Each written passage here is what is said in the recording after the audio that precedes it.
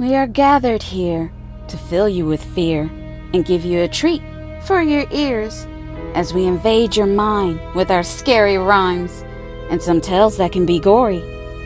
As you bear witness and sit here and listen to our poetic horror stories.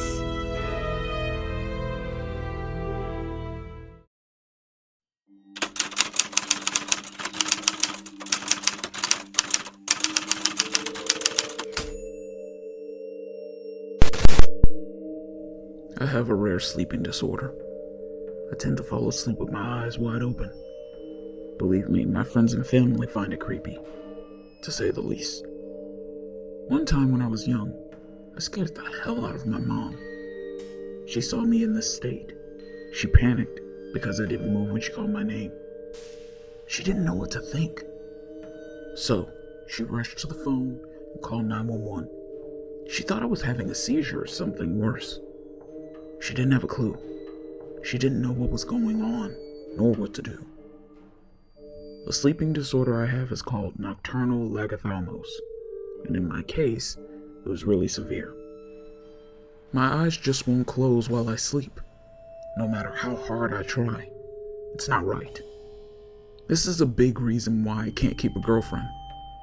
Who wants to wake up with their partner and they look like they're dead? It's unfortunate, but I do understand. So I enrolled myself into a sleep study program. I was hoping this would help me to find out why this keeps happening. And just maybe, finally, I can close my eyes and sleep normally. The night before the study, I didn't sleep at all. I was so anxious thinking about this study. This is very stressful. But I needed to be tired for this test. I can sleep later tonight. I should have a good rest. And this way, I would receive the best results. When I arrived, it was 9 p.m., and I was dead tired. My sleep study would begin at 10 p.m., so I had an hour to wait. So I settled down in the waiting room. The seat felt really comfortable. I sat there for a few minutes. I must have fallen asleep, because when I woke up, I found myself in the dark with a sheet covering my whole body and face.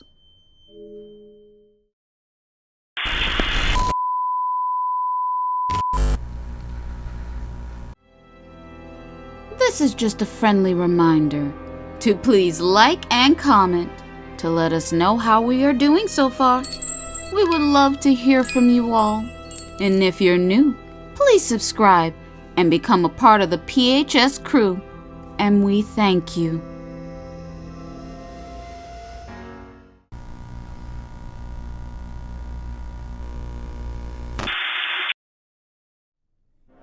At least, that's what I thought. I thought I was in a room, but I was wrong. I was placed into a locked metal box. I started beating on the walls of the box and I was yelling, "Help! Please let me out!" I couldn't figure out how I got in here. And who did this to me? The last thing I remember was sitting in the waiting room. I must have fallen asleep. I have no idea what was going on, or what was happening. I came here to get help with my condition, but somehow I ended up in this situation. Okay. I don't need to panic. Let me think for a minute. Let's take a second to be quiet and listen. Suddenly, I heard people talking. I could hear someone walking. I started beating again on the walls and yelling, "Let me out of here!" The people I heard talking stopped. I believe they heard my knocks. That's when I heard someone say, "Hello?" I yelled out, "Please help me! Please open the door!" Suddenly, I could see lights, and I could feel myself being pulled out of this freezer box. When I sat up, the man who pulled me out looked shocked. He was just staring at me, like I rose up from the dead, like I was a zombie.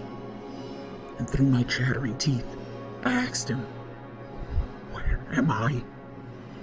He said, "You are in the morgue. You were brought here because we thought you died. They reported you were sitting in the chair with your eyes wide open. You weren't moving, and someone shook you but you didn't respond. One of the doctors examined you, and he felt for your pulse. We all believed you were gone. So we placed you on a gurney and placed a sheet to cover you. We wheeled you down to the morgue. Well, this is embarrassing. Nothing like this has ever happened here before. The man helped me off of the gurney and gave me a thicker blanket because I was shivering. My whole body was cold. That's when I noticed I didn't have on any clothes. They brought me some hot coffee to help warm me up.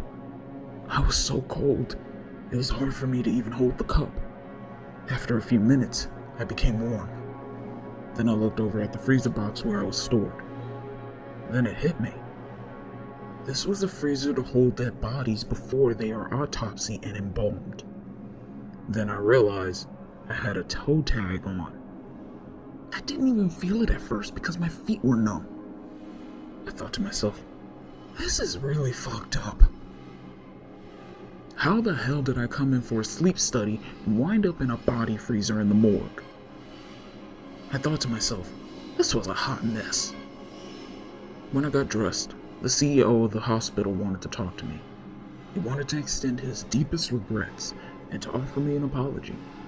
I walked into his office and he offered me a seat. I could tell he was nervous because his hands were shaking. He stated, "The hospital won't charge me for my test. The bill will be taken care of, and they will compensate me for the mix-up and the mistake."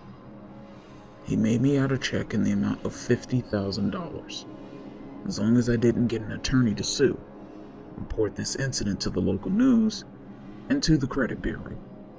It would be best if we keep this out of the court, because he wanted to protect the hospital's reputation. He said he understood that this is a very touchy situation, and this wouldn't make the hospital look good. Then he handed me some paperwork he wanted me to sign. I felt like I was selling my soul to the devil as I signed my name on the dotted line. Then he stood up and smiled, and again he apologized.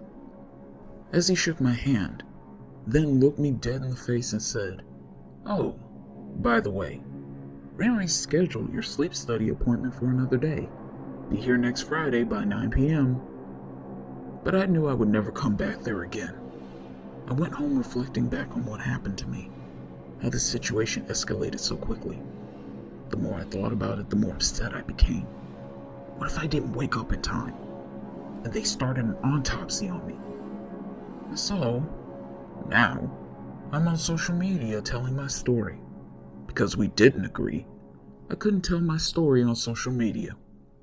There's nothing they can do to stop me.